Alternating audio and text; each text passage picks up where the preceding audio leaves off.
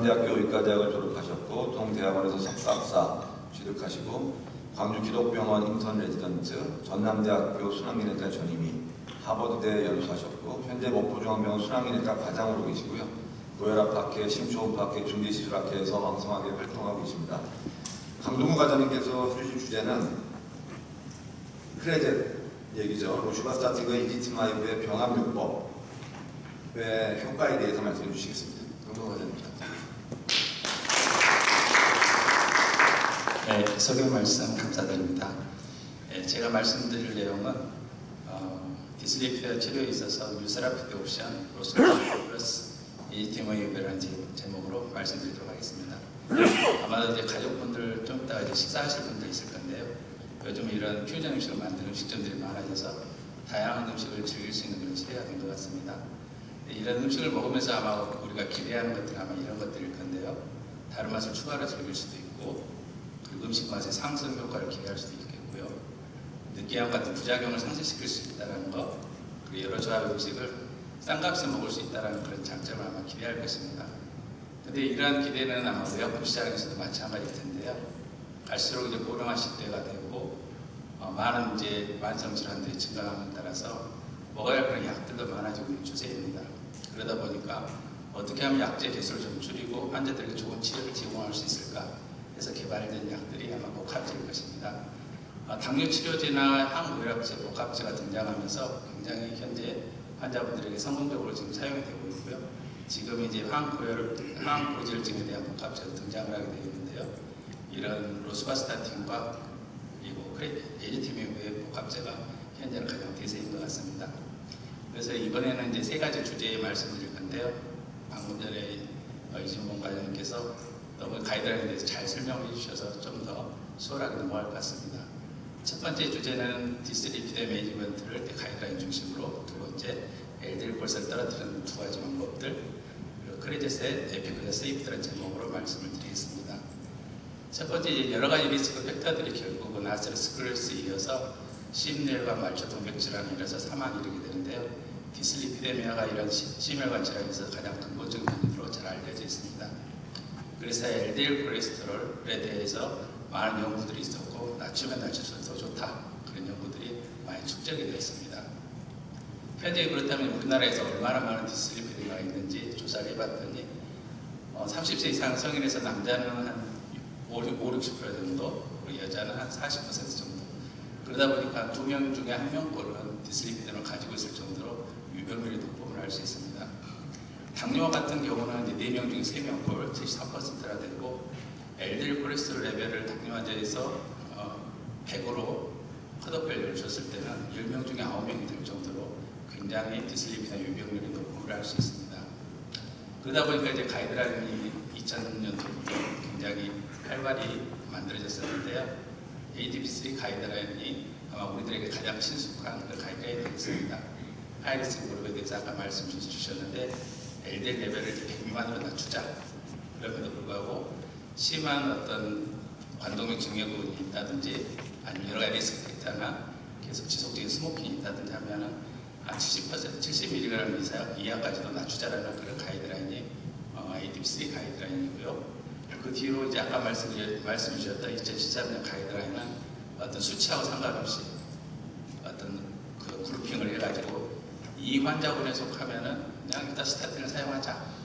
그리고 어떤 팔로업도 필요가 없고 이 약제들 계속 유지를 하자. 그 중에서 약제도 로스바스타틴과 아톨바스타틴을 딱 정해줘가지고 사용하게 했기 때문에 어떻게 보면 임상으로서는 아주 간편하게 적용할 수 있는 그런 가이드라인이 아닐까 싶었습니다.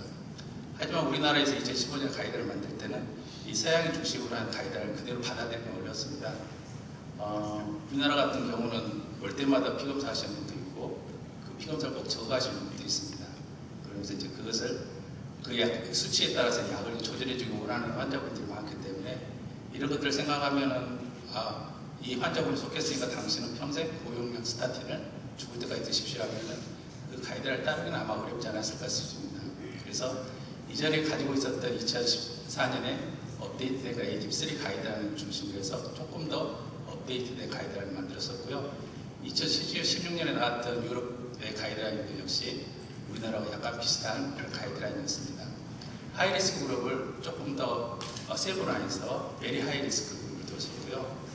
이전에 심뇌혈관 그리고 말초동맥 질환은 베리 하이리스크 그룹으로 해서 LDL 레벨을 70 미만으로 낮추자. 그리고 이전에 가졌던 고위험군은 그대로 100 미만으로 해서 LDL 레벨을 정했습니다. 유럽도 좀 비슷한데 타격과 대결한 비임이라든지 시비아 CKD 디지즈를 베리 하이리스크로 추가를 했습니다. 그러던 중에 일반 계속 연구하는 분들은 LDL 타겟이 그렇다면 어느 정도까지 낮추면 좋을까? 그거에 대한 궁금증이라든지 관심이 계속돼서 연구가 지속이 되는데요. 아까 말씀해 주셨던 임프로비 스터디, 이 스터디의 어떤 특징을 보면은 심혈관 질환을 가졌던 급성 간동맥 증후군 환자인데 LDL 레벨이 그렇게 높지를 않습니다. 그 환자들이 있어서 100에서 125 그렇게 높지는 않죠. 혹시 콜레스테롤 치료를 하고 있다면은 50에서 100 정도 그렇게 높지 않는 레벨을 가지고 있는데 그 환자들에 대해서 심바스타틴 단독 그룹과 에제팀과 심바스타틴 복합 그룹을 비교를 하였습니다. 그래서 CVS-MI 그리고 입원율, 재관료율, 스트로크 봤을 때 6.4% 이벤트를 훨씬 줄여주었는데 그 당시에 LDL 평균 수치가 53이었습니다. 그렇기 때문에 70 미만으로 굉장히 낮췄는데도 효과가 좋았구나 라고 결론을 얻게 됐었고요. 그리고 이번에 가이드라인이 바뀌게 됐던 또 중요한 스터디 하나가 PCSK9 포레스트 트라이얼이 되는데요. 여기서도 마찬가지로 이 환자들은 이전에 MI 가졌거나 스트로크를 가졌거나 페리페럴 하드 디지를 가진 그런 환자들 27,000명 대상으로 했었고요. 이 환자들의 LDL 레벨은 LDL 레벨을 낮추기 위해서 고농도 스타트를 잘 많이 사용했던 환자들입니다. 그럼에도 불구하고 LDL이 70 이상이다. 그리고 non-HDL 콜레스테롤이 100 이상이다. 한 사람들만 대상으로 두 군으로 나눠서 스터디를 진행을 했었는데 PCSK9이라는 에볼루크메업을 2주나 4주 간격으로 주사를 했고 플래시와 비교를 했습니다. LDL 리더십 효과는 굉장히 뛰어났습니다. 이때 에볼루크메업을 사용한 그룹에서 평균 LDL 값이 30밖에 되지 않았습니다. 그렇다면 그거에 대한 결과는 어쨌는지 아까 보여줬던 것처럼 여러 가지 CV 이벤트를 20에서 15% 좀 강력하게 줄여줄 수 있었고 사이드 이펙트에서는 큰 영향을 미치지 않았습니다. 그래서 이 가이드라인 나오면서 2017년 아까 보여줬던 AAC 가이드라인 나왔는데 거기서는 베리 하이 리스크 그 위에 익스트림 리스크 그룹을 따로 추가를 했습니다. 그 환자들은 LDL을 70 미만으로 낮추는데도 계속 진행되는 심혈관 질환이 있다. 또 하나는 DM이나 진행된 CKD 환자, 페밀 하이퍼콜레스테롤레미아 환자를 추가를 했고 가족력이 있는 환자에서 나이가 55세, 남자 55세 미만, 여자 65세 미만인 경우는 익스트림 리스크 그룹을 따로 그룹을 해서 LDL 레벨을 55 미만까지 낮추자라고 가이드라인을 만들었습니다. 그래서 우리나라 가이드라인 아까 보여줬던 것처럼 우리나라 가이드라인은 아직은 그 가이드라인 전체적으로 따르지는 않았고 다만 이전 가이드라인에 맞춰서 열심히 치료를 했음에도 높으면은 에제팀과 PCSK9 이니비터를 추가하자라는 그 가이드라인이 이번에 8월달 말에 가이드라인이 나왔습니다. 이처럼 디슬리피드가 갈수록 많아지고 있고 그것과 더불어서 가이드라인이 좀 더 강력해지는 것을 우리가 알 수 있는데요. 그렇다면 LDL 콜레스테롤을 떨어뜨리는 방법들이 어떤 것들이 있는지 두 가지를 말씀드리면 아마 여러 가지 스타틴이 있음에도 불구하고 가장 강력한 스타틴이야말로 수바스타틴이라고 잘 알고 있을 것입니다. 그렇다면 그런 효과만 있냐 해서 연구한 것이 아스트레드 스테디가 되겠는데요. 심혈관 질환을 가진 환자들을 대상으로 했고 로스바스타틴 40mg을 투여를 해서 혈관 안을 보는 초음파를 시행을 했습니다. 그래서 얼마나 그 안에 있던 아세롤만을 줄일 수 있는지 아세롤 리그레션을 시킬 수 있는지 조사를 해서 다시 혈관의 초음파를 봤는데요. 이처럼 토탈 아세롤 볼륨을 6.8% 로스바스타틴 고농도를 사용했을 때 줄여준 것을 보여줬었고 아시아 사람들의 대상을 해서도 했던 코스모스 스터디가 있는데요. 마찬가지로 스테이블한 콜라테 디지 환자에서 LDL 컷오프 밸류를 80으로 줬을 때 2.5에서 20mg까지 용량을 증가시키면서 76주를 팔로우를 했습니다. 마찬가지로 플래크를 5.1% 그리고 루멘을 7.3% 넓혀주는 그런 효과를 발휘해서 이거 노화가 된 그런 혈관이 있어서 좀 더 젊은 혈관으로 바꿔줄 수 있는 그런 효과도 있다는 것을 보여줬었고, 주피터 스테디스 봤을 때는 이런 CV 이벤트를 줄여주는 그런 효과, 더불어서 토탈 모탈리티까지 줄여주는 이런 것이 하이도스 로스바스타를 사용했을 때 여러 가지 이런 이펙트가 있다는 것을 여러 가지 스터디를 통해서 보여줬습니다. 아까 보여줬던 이제 여러 가지 사이드 이펙트에 대해서도 과장님께서 말씀해 주셨는데 역시 염려가 됩니다. 하이도스타든지 로스바스타든지 사이드 이펙트가 그렇게 높지는 않지만 어차피 이런 근육에 대한 부작용, 그리고 간에 대한 부작용을 항상 생각을 하게 되고요. 또 하나는 아까 DM에 대해서도 이제 염려가 있지만 여전히 이제 그럼에도 불구하고 중요한 이런 조그만 리스크 때문에 중요한 어떤 효과를 무시해서는 안 된다. 그렇기 때문에 스타트를 강력하게 쓰자라는 것이 현재 가이드가 되겠습니다. 그랬던 이제 연구과정 중에 이제 에지티메이가 또는 새로운 어떤 부가적인 효과가 있다라는 그런 연구 결과들이 발표가 됐는데요. 스타틴을 이렇게 증량을 하더라도 한 6% 정도밖에 LDL 리덕션 효과가 없지만 스타틴에다 에지티메이를 한번 병합을 했더니 3번 증량한 것하고 비슷하게 효과를 보여줬습니다. 그래서 어떤 연구에서도 LDL 수치에 도달하지 못하는 사람에 대해서 로스바스타틴을 W한 그룹과 로스바스타틴 에지티메이를 병합한 그룹을 비교했을 때 에지티메이를 병합 그룹이 훨씬 더 LDL 리덕션 효과가 좋았다. 이런 보고가 있고요. 헤모글로빈 AC에 있어서도 이 에지티메이를 병합한 그룹에서 의미 있게 줄여주었었고 HCRP도 역시 의미 있게 줄여주는 결과를 보여줬습니다. 인슐린 레지스턴스에 대한 연구도 있었는데 에제티메 그룹에서 인슐린 레지스턴스 좋게 하더라. 당 그런 대사에 있어서 어느 정도 좋은 효과를 가지고 있지 않는가 이런 것을 기대해보는 그런 결과들이 있습니다. 그래서 이제 세 번째 주제로 이런 로스바스타틴과 에제티메를 병합한 크레제스에 대한 에피커시와 세이프티에 대해서 말씀드리겠는데요. 결국 간에서 어떤 LDL 콜레스테롤 합성이 가장 많이 일어납니다. 75%가 간 합성이고요. 그리고 장으로부터 흡수되는 것이 한 25% 정도 되는데 이처럼 스타틴을 통해서 간 합성을 억제하고 에지티메를 통해서 어떤 장으로부터 흡수를 억제한다는 건 상당히 아이디어한 그런 약제가 아닌가 싶습니다. 그래서 이 크레지스를 가지고 프라이머리 콜레스테롤 환자를 대상으로 해서 연구를 진행을 했는데요. 이 3상 스터디에서 1차 변수는 8주 LDL 변화율이 어느 정도 되는지, 2차 변수는 4주, 8주 후에 다른 어떤 리피드 프로파일이 어떻게 변화가 되고 ATP3 가이드라인에 얼마나 도달하는지를 보고자 했습니다. 그래서 그 스터디에서 봤을 때 결과는 8주 후에 확실히 이 크레제 약제를 병합한 그룹에서 LDL 리덕션이 50% 이상 강한 효과가 초기부터 나타났었고요. 어떤 로스바스타틴 단독 그룹보다도 4주에 비교해 봤을 때도 LDL 강화 효과가 훨씬 뛰어났습니다. 그리고 총 콜레스테롤, 그리고 중성지방을 떨어뜨리는 효과도 크레제 그룹에서 더 뛰어났었고요. 아포비아 A1 레이셔, non-HDL 콜레스테롤도 훨씬 더 강하게 떨어뜨리는 효과를 발휘했습니다. ATP3 가이드라인을 얼마나 LDL 목표치 도달했는지 봤을 때도 이 크레제 그룹에서 90% 이상 LDL 리덕션 도달률을 보여줘서 이 약제가 상당히 좋은 결과를 우리가 기대해 볼 수 있게 됐습니다. 그렇다면 세이프티는 어쩐지 봤더니 비무염 정도 그런 가벼운 어떤 사이드 이펙트만 보이고 양분의 세이프티는 큰 차이를 보이지 않았습니다. 그래서 이제 결론으로 세 가지에 대해서 말씀드리면 이런 디슬리피데미아가 심혈관 발생 위험이 이제 중요한 걸로 알려져 있고 하지만 그 위험이 높아져 있고요. LDL 콜레스테롤 감소시키는 가이드라인이 지금 많이 강력해지고 있습니다. 하이도스 로스바스타틴을 사용하면 LDL 리덕션뿐만 아니라 CV 이벤트, 그리고 사망을 줄일 수 있고요. 그리고 스타틴 에지티메를 병합하면 LDL 감소 효과뿐만 아니라 다른 부작용의 감소, 그리고 당 대사에 있어서 좋은 효과를 좀 기대해 볼 수 있는 것 같습니다. 크레제스 하루 한 번 사용하고 안전하게 강력한 LDL 효과와 함께 리덕션 효과와 함께 다른 지질 수치도 호전시키는 좋은 결과를 보여줬습니다. 경청해 주셔서 감사합니다.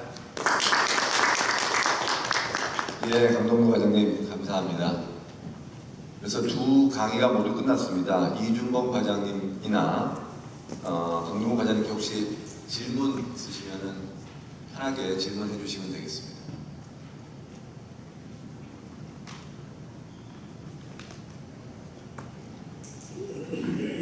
예, 선생님. 네.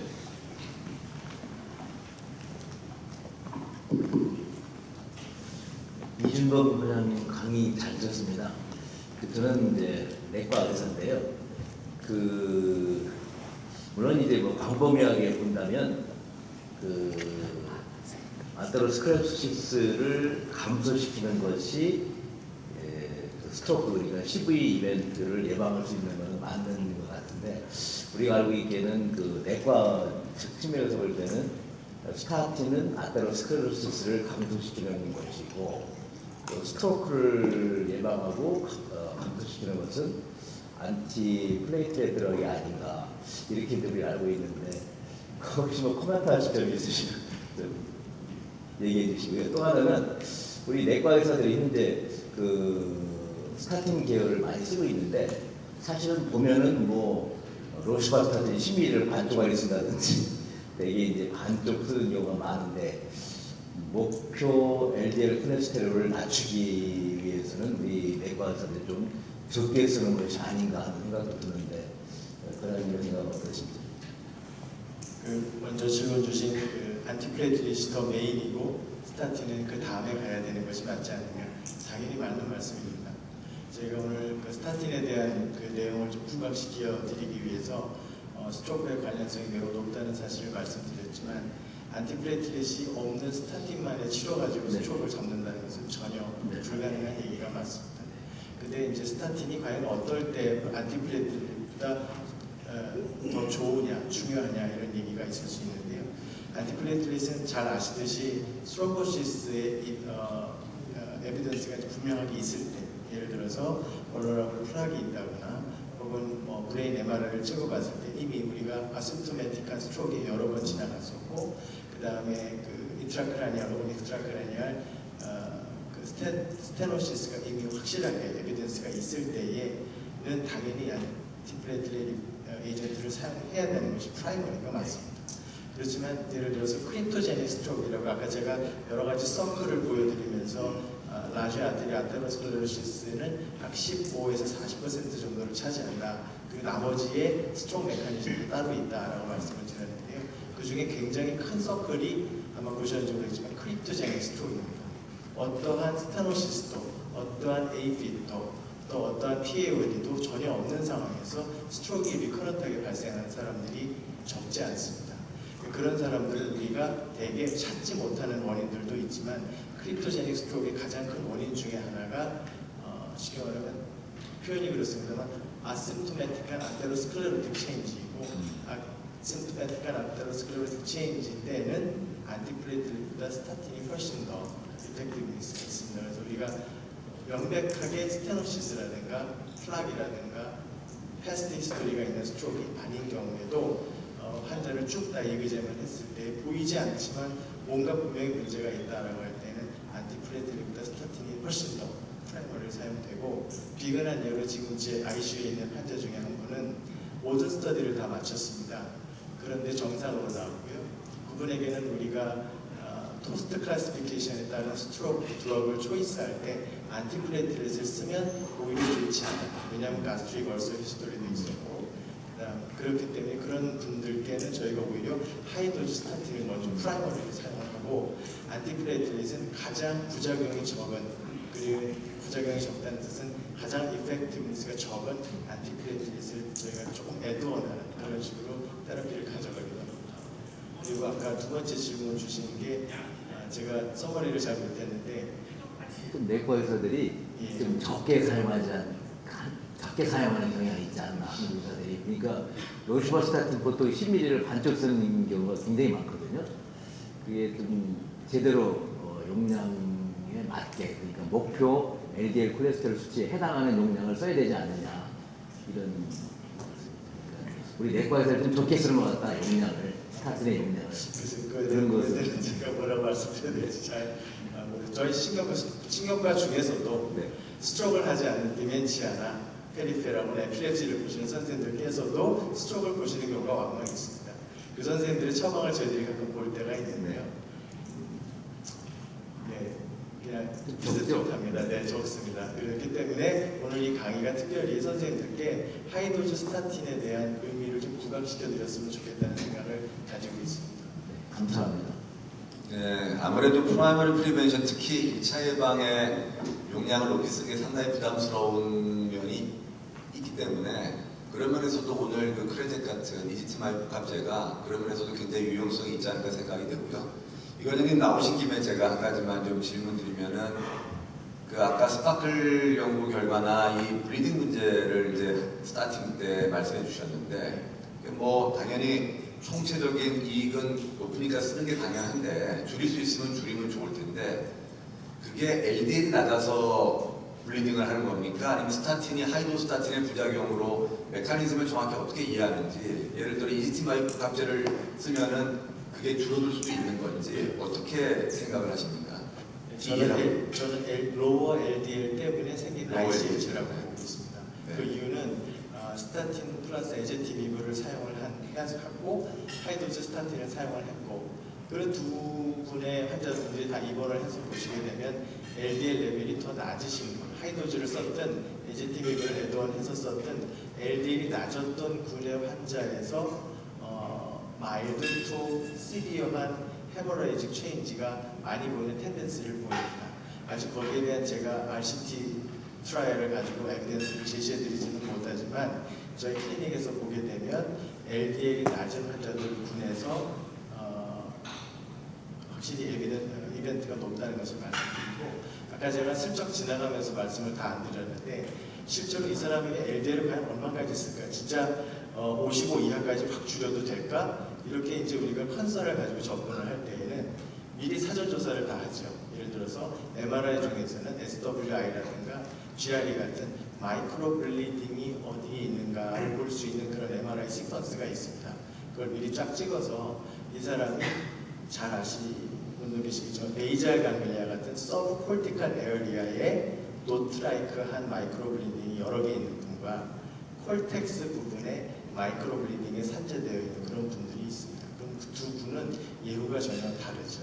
그래서 베이잘 강글리아 쪽에 있는 작은 마이크로 블리딩이 있는 분들께 저희가 얼마든지 LDL을 낮게도 써도 큰 블리딩이 없지만 저 끝에 있는 콜텍스 쪽에 가까운 부분에 있는 마이크로 블리딩이 있었던 분들께는 로발 ICH가 생길 위험성이 굉장히 높기 때문에 그런 분들께는 LDL을 낮추지 않는 그런 스트래티지를 가지고 접근을 합니다. 근데 아까 교수님 말씀 주신 것 중에 LDL이냐 과연 하이포텐시 스타틴이냐라고 할 때는 LDL이 맞는 것 같고요. 거기에 대해서 제가 마이너한 스터디가 하나 기억이 나는데 스타틴을 사용할 때 스타틴 때문에 생기는 ICH 메커니즘이 마이크로 베슬, 특히 세레브럴 베슬의 그 인티마 쪽에 셀 모빌리티라든가 또는 셀 바이어빌리티를 줄여주는 그런 이펙트가 좀 있다라고 보고가 된 게 있습니다. 그래서 하이도즈 스타틴을 사용하게 되면 LDL을 낮추는 것과는 별개로 인티마의 그 펑션을 디스펑션을 시켜서 인티마의 블리딩이라든가 인티마의 리제너레이션 이런 것들을 억제시키기 때문에 블리딩이 생길 수 있다라는 그런 레포트를 낸 마이너한 논문도 있었지만 그 논문은 아직까지 현재 각광을 받지 못하고 있고 lower LDL equal high risk of ICH 이게 지금은 현재로 받아들여지고 있는 그런 컨센서스라고 보고 있습니다. 네, 이 과장님 감사합니다.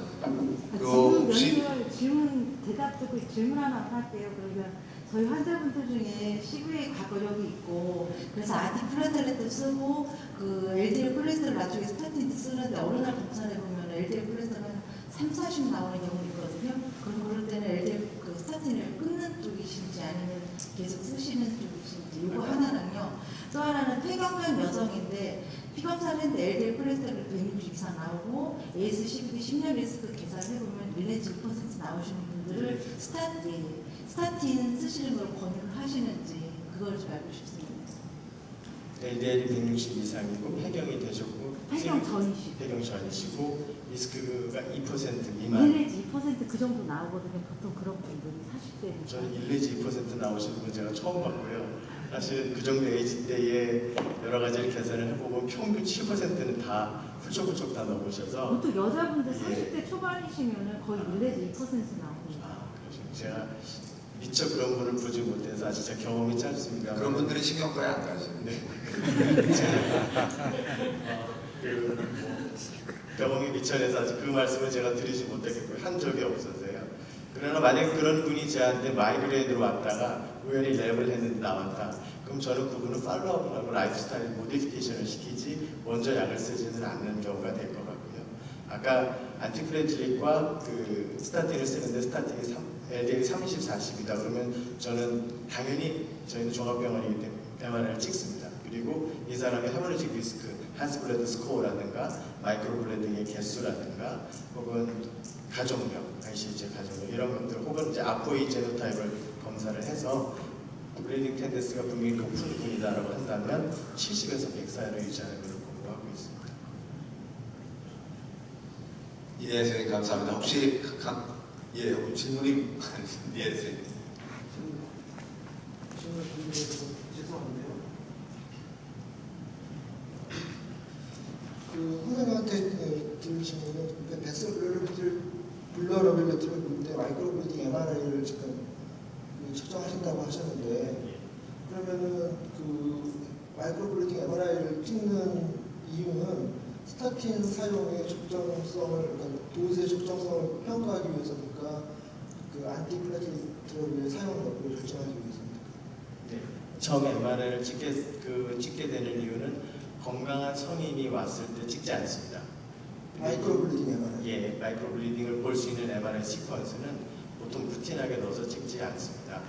다만 이 환자가 굉장히 하이 리스크, 아까 말씀드린 ACVD 리스크가 거의 10, 20 막 이렇게 나오는 사람들은 분명히 처음부터 굉장히 하이 도즈의 약들을 투여해야 될 게 명백한 그런 사람들 분에서는 먼저 찍어보고 약을 결정할 때 도움을 받기 위해서 찍는 이미지고요.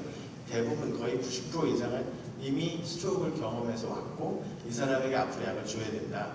그럴 때 이미 이제 MRI를 찍어야 될 그런 경우이기 때문에 대부분은 넣어서 찍기도 하고 그렇습니다. 여기서 스코어가 높게 나오면 그러면 쓰던 그 안티플라티닉 드러그를 갖다가 끊기도 하십니까?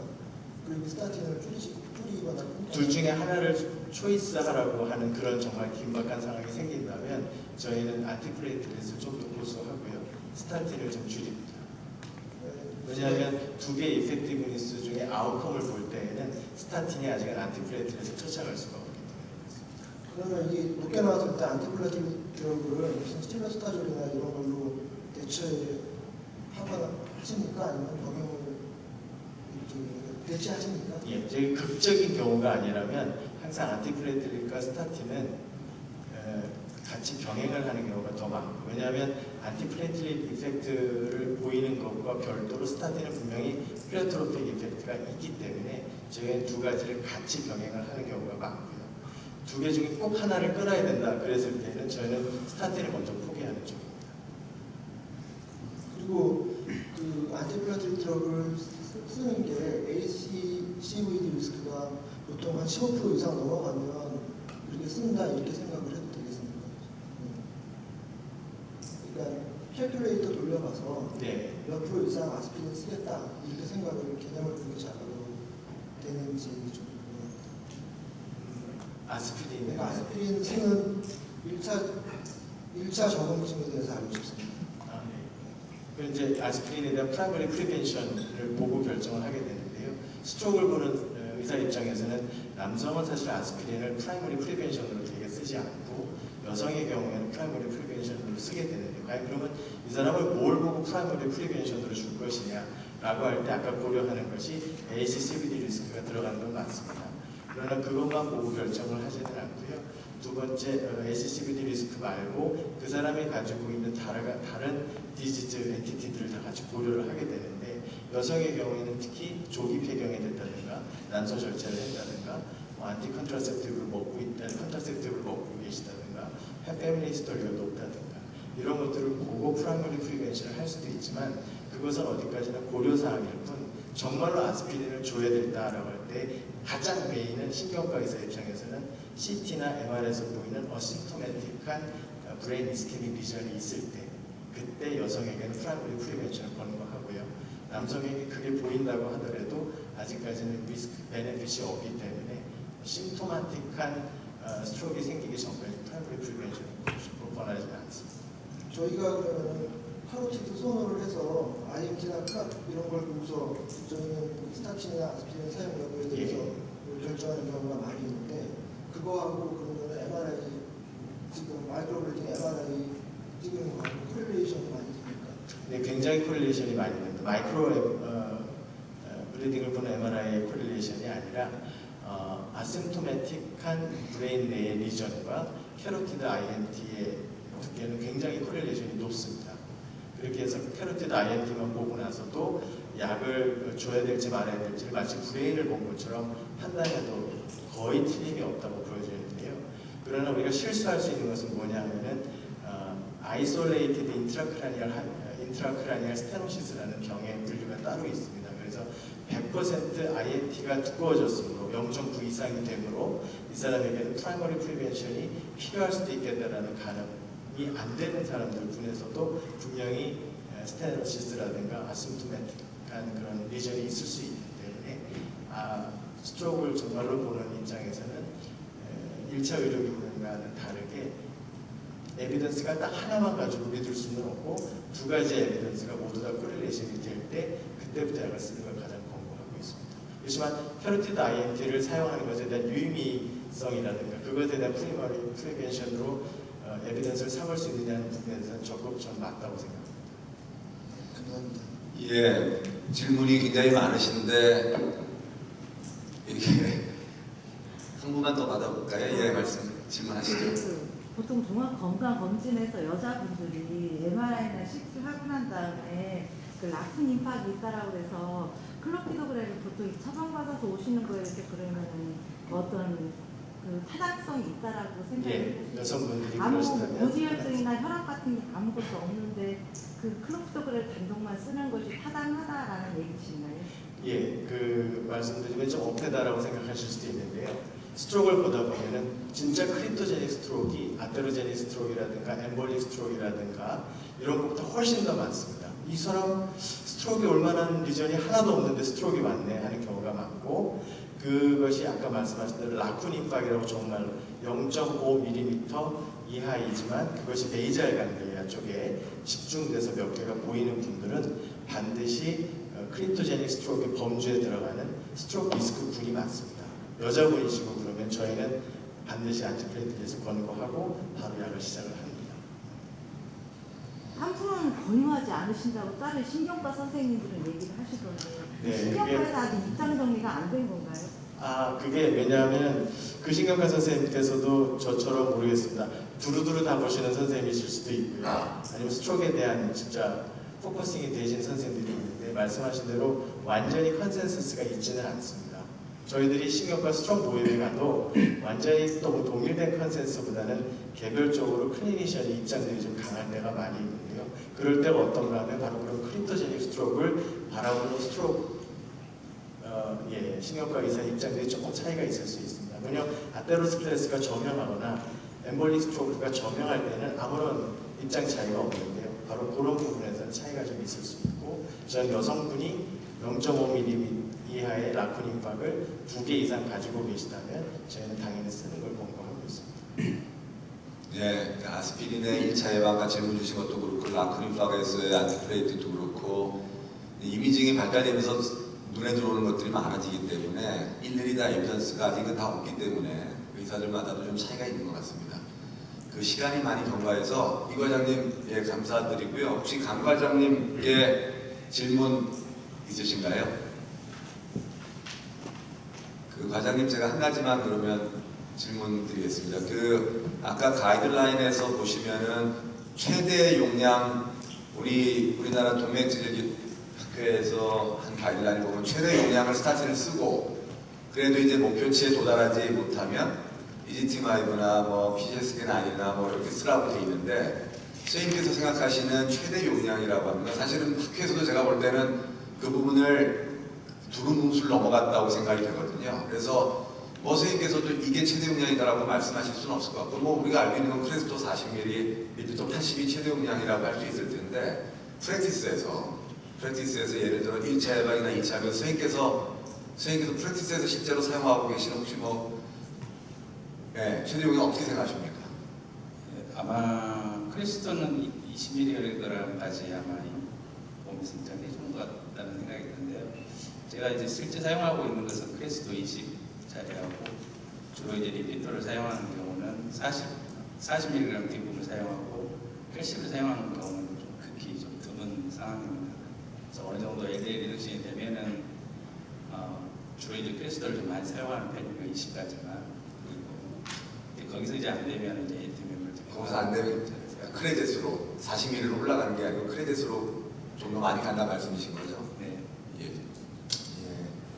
그런 정도 혹시 다른 질문 있으십니까? 예, 없으시면 마치겠습니다. 열띤 토론해 주신 여러 선생님께 감사드리고요. 그리고 좋은 강의해 주신 이주몽 과장님, 강동구 과장님 감사드립니다. 마치겠습니다. 네, 강연 맡아주신 이준모 원장님, 강동구